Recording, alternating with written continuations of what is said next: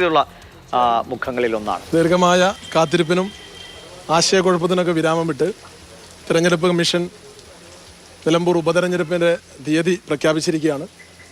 ഐക്യജനാധിപത്യ മുന്നണിയെ സംബന്ധിച്ച് ഈ തിരഞ്ഞെടുപ്പ് ഏത് സമയത്ത് പ്രഖ്യാപിച്ചാലും ആ തിരഞ്ഞെടുപ്പിനെ നേരിടാൻ കഴിയുന്ന തരത്തിൽ മികച്ച ഭൂരിപക്ഷത്തോടു കൂടി വിജയിക്കാൻ കഴിയുന്ന തരത്തിലുള്ള മുന്നൊരുക്കങ്ങൾ ഞങ്ങൾ വളരെ കാലേ കൂട്ടി തന്നെ ആരംഭിച്ചിരുന്നു.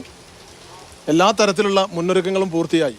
തിരഞ്ഞെടുപ്പ് ഏത് നിമിഷം വന്നാലും ആ തിരഞ്ഞെടുപ്പിൽ മികച്ച ഭൂരിപക്ഷത്തോടു കൂടി മിന്നുന്ന വിജയം നേടുന്നതിന് വേണ്ടിയുള്ള മുന്നൊരുക്കങ്ങളെല്ലാം ഞങ്ങൾ പൂർത്തീകരിച്ചിട്ടുണ്ട്. തിരഞ്ഞെടുപ്പ് കുറച്ച് നേരത്തെ വരുമെന്ന് നമ്മളൊക്കെ പ്രതീക്ഷിച്ചിരുന്നു.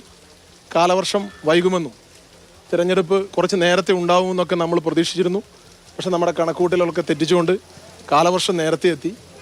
തിരഞ്ഞെടുപ്പ് നമ്മൾ പ്രതീക്ഷിച്ചതിലും വൈകിപ്പോയി. കാലാവസ്ഥ പ്രതികൂലമാണ് എന്ന ഒരു പ്രയാസം മാത്രമാണ് പ്രചരണ രംഗത്ത് നമുക്ക് ഉണ്ടാവാൻ പോകുന്നത്. കാലാവസ്ഥ പ്രതികൂലമാണെങ്കിലും രാഷ്ട്രീയ കാലാവസ്ഥ അതുകൊണ്ട് കുറച്ചുകൂടി അനുകൂലമായി എന്ന വിലയിരുത്തലാണ് ഐക്യ ജനാധിപത്യ മുന്നണിയെ സംബന്ധിച്ചുള്ളത്. ഏറ്റവും മികച്ച ഭൂരിപക്ഷത്തോടു കൂടി ഈ തെരഞ്ഞെടുപ്പിൽ ഐക്യ ജനാധിപത്യ മുന്നണിയുടെ സ്ഥാനാർത്ഥി വിജയിച്ച് നിയമസഭയിലെത്താൻ കഴിയുന്ന ഒരു രാഷ്ട്രീയ അന്തരീക്ഷം നിലമ്പൂരിലുണ്ട്. നല്ല ആത്മവിശ്വാസത്തോടു കൂടി തന്നെയാണ് ഈ തെരഞ്ഞെടുപ്പിന് ഞങ്ങൾ സ്ഥാനാർത്ഥിയൊക്കെ ഹൈക്കമാൻഡ് പ്രഖ്യാപിക്കും. അത് സാങ്കേതികത്വം മാത്രമാണ്. സ്ഥാനാർത്ഥി ആര് എന്നുള്ളത് സാങ്കേതികത്വം മാത്രമാണ്. 3,56,00,000 വരുന്ന മുഴുവൻ മലയാളികളും ഈ തെരഞ്ഞെടുപ്പിന് വേണ്ടി കാത്തിരിക്കുകയാണ്. ജനവിരുദ്ധമായി മാറിയ പിണറായി വിജയൻ സർക്കാരിനെ ഒരിക്കൽ കൂടി പാഠം പഠിപ്പിക്കാൻ വേണ്ടി പോളിംഗ് ബൂത്തിലേക്ക് പോവാൻ നിലമ്പൂരുകാർക്ക് പ്രചോദനമായി കേരളത്തിലെ മുഴുവൻ ജനങ്ങളുടെയും പ്രാർത്ഥനയുണ്ട്.